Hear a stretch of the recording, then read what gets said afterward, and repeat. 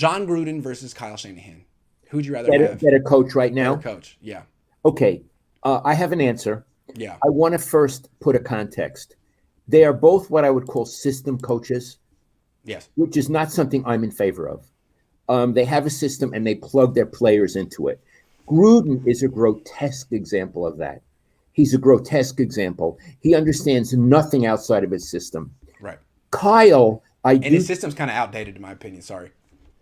I agree. His Yeah. system, it's like what Bill Walsh was running, you know? It's like the same thing he was running 20 years ago, Jon Yeah. Gruden. It's like, He what? learned it at the Okay. Niners. It's the only thing he knows how to do. Right. He is so overrated. Yes. I believe that Kyle is more open minded than Gruden. Yes. Although he's a system coach, I think he's willing to expand the system, and we're going to learn. If he expands it for Trey Lance, then we give him all kudos. He will. As He will. journalists say. We give him He a lot will. of kudos. He did it for RG3. He will. Yeah, Sorry. so I think Yeah. he will. So I would say between those two coaches, Gruden is what you would call now outdated and mediocre. Yeah. Mediocre. And he's a media figure, but enough with him already. I respect Shanahan much, much more than Gruden. How about you? Yeah, but they're very similar. I mean, Shanahan's first job was under Gruden. They're both system coaches. Shanahan's system is better. Shanahan's system is cutting edge. Gruden's isn't, but they're both system coaches. And you know what? They're both negative. Gruden masks it. When he was on Monday Night Football, he was the most positive person in the world. Every player was the greatest player of all time. But from what I've heard, the way he actually coaches players is he's a nag. Everything is, it's not just that he doesn't praise, it's that he constantly criticizes.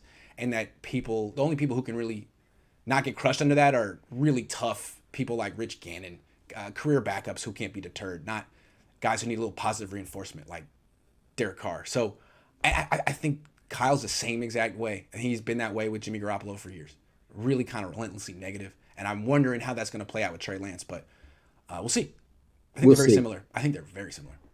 Iggy, we've talked about coaches who praise and don't praise. Bill Yeah. Walsh did not praise. We've talked about that. Do you think that Shanahan does not praise? I don't think he praises very much. No. He's even said it. Like, he says, my wife thinks I'm nuts because when we go shopping for a new house, she'll see one and she'll say, I like it. What do you think? And he'll say all the things he doesn't like about it. And by the end, she's almost crying. And he's like, I don't understand what's upset. I like it. Let's get it. And she said, well, why did you focus on all the things you don't like? And he said, well, that's how I think. I have to kind of categorize all the things I don't like and then weigh them. So he's just a negative person and he knows it. Whoa. How often do they go shopping for houses? I guess there was a while there where he was an offensive coordinator for place after place. So I guess they've done it a few times. You know, in my whole life, I only bought one house, this one. And your mother told me we're buying this house. So that was about it. You didn't tell her all the things you didn't like about it? I didn't have He an did. opinion. He would have. He would have. He would have. You got to get earthquake insurance, first of all. That's terrible. I have earthquake insurance. See, you wouldn't have had to get that if you. Anyway, Cap speaking says, side note, Travis Etienne out for the season. Jag's going to jag. What that said, who do you think has better career, Trevor Lawrence or Trey? I don't know. Probably Trevor Lawrence. We'll see what Trey Lance evolves into, but Trevor Lawrence is really good. Rich says, the argument is Jimmy's floor versus Trey's ceiling. Do you think that this is correct? I don't know what you mean. I'm Yeah. having trouble with that. I'm sorry. Yeah.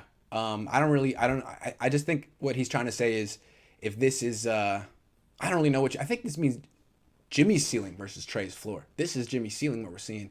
And Trey's only going to improve. I think that's what you're trying to say. But maybe I got it wrong. A couple more. Sorry. Robert says, do you think Kyle will risk the first two games to showcase Jimmy given it's the Lions and Eagles? Ooh, maybe. And if so, I lose the bet.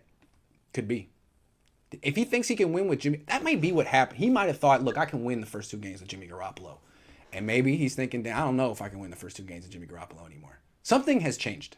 Something has changed. Yeah. And I feel that he's getting nervous. And also, Yeah. Maddie asked him the other day in a newser presser, Yes. does this mean you're committed to Jimmy for the first game? Yeah. And he said, what did he say? No. And he said, no. nice try. And then he Nice try. said, nice try.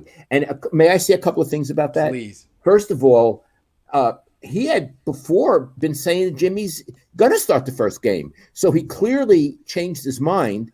And then when he says, nice try, Matty wasn't trying to weasel something out of him. He was just asking a direct question because the coach had contradicted himself. And also, I want to say, I've used the word snotty, the adjective snotty before. Kyle was snotty with you a week ago because that's how we want to do it. And he was kind of snotty with Matty. Defensive. Okay, And snotty. And snotty. And snotty. Defensive and snotty. And I feel that he's very vulnerable on his quarterbacks. He feels vulnerable. And as opposed to answering with any kind of grace and maturity, he gets defensive and snotty the way a kid would. And, Kyle, I've told you this last week. It's not a very good look, and I want you to work on that. We're talking deportment here. Deportment. Citizenship. Come on. Did you He seemed like the kind of guy who would get A's in class, but like F's in citizenship. Come on, Kyle. When I was in a PS 193 in Brooklyn, I get the report card. They were yellow, and they would put grades. And I always looked for behavior. It was behavior. And I to see if I got an A. And now I think, who cared, right? Yeah. Probably better to be good at reading. Yeah. And you don't want to kiss up to those teachers anyway, Yeah. I don't know. AmTodd99 says it's not a coincidence that Gruden hit their peak in September. They get sick of him nagging. Could be why Kyle has inconsistency. Oh, Gruden's teams hit their peak.